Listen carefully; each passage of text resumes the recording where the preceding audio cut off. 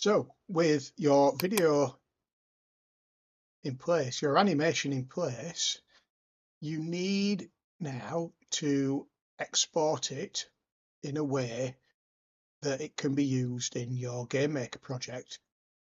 So the process of generating video from an animation in Blender is known as rendering. And it's a several step process and can take quite some time depending on the size of the video. It's something I'd recommend you maybe start before you go for a break, you start before you go for lunch, perhaps you start it and then do some paperwork or something like that, because it can take quite a lot of time, especially on college computers. I'm going to talk you through a few steps to make that process a little bit less time consuming. If you did ever want to publish your work in high quality video, you'd maybe need to reverse these steps, because what I'm going to show you to do is largely about reducing the quality to make the export a little bit quicker.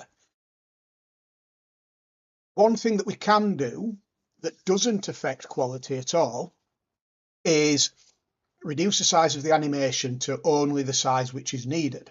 So we've got 36 frames, but actually the full animation is 250. We don't need 250 frames.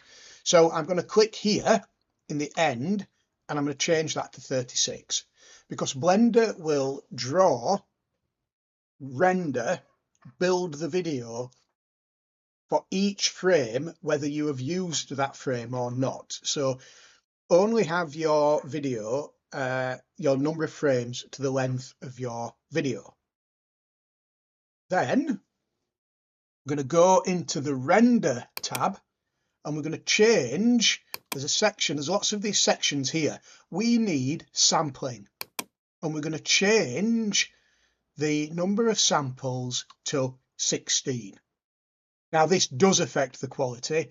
It was originally at 2048. If you have got a powerful machine, perhaps the computers in the library that are precisely for this purpose, you might turn the samples back up, but the computers in the classroom cut that samples down to 16. And then we're going to tell Blender where we want our work saving. So I'm going to go to this print tab, output tab, it looks like a printer, output tab, and I'm going to find the output menu. I'm going to close all these, find the output menu, and I'm going to change the output folder to my documents. So I've set my output folder to documents. I'm then going to change media type to video. I'm going to scroll down a little bit to where it says container, and it says mine says Matroska. I'm going to change that to MPEG-4, so it will generate it as an MP4 video. And then I'm going to go to render animation, and I'm going to let Blender generate the video for me. And you'll notice that it's doing this sort of stuttering, staggering generation of the video. And I'm going to let it do its thing until it is done. And then I'm going to go into my documents, and there's my MP4 video. When I double click it, there's my video, there's my animation.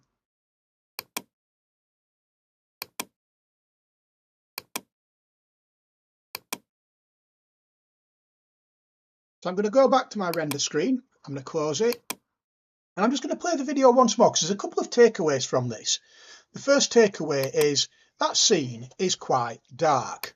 The scene is quite dark. So I'm going to go into my Blender scene. I'm going to zoom out a little bit, and I'm going to click the light.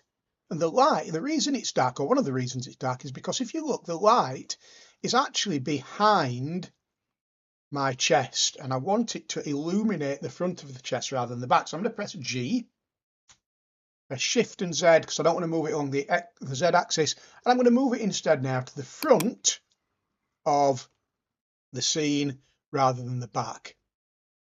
So that's takeaway one.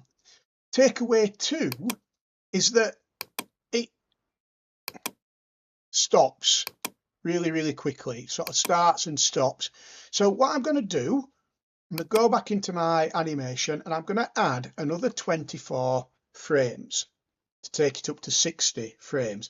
And what that's doing is it's adding another second to the end of the video. So it's got a bit of a pause rather than just zoom up to it, the lid opens and then it disappears. So I'm going to take it up to 60 frames. So now there's a bit of a, if I go to camera view, now there's a bit of a delay when the lid finishes opening. Pause it. I'm going to go to render animation. I'm going to let it do its thing. You see now the lighting's quite a lot different now.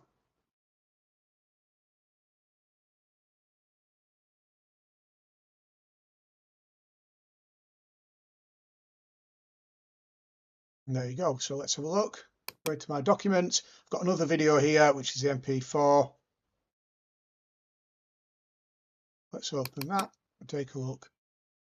There we go. Got that little bit of a pause there now. It's a lot more dramatic. With your video as an MP4, you can now use this video in Game Maker. So if you've got to the section on adding videos, you can add this as the end video of your game. If you haven't already done that, if you look through the Game Maker videos from the first week, there's a video about adding video to your game. But what you've done here is essentially work through the basics of Blender animation.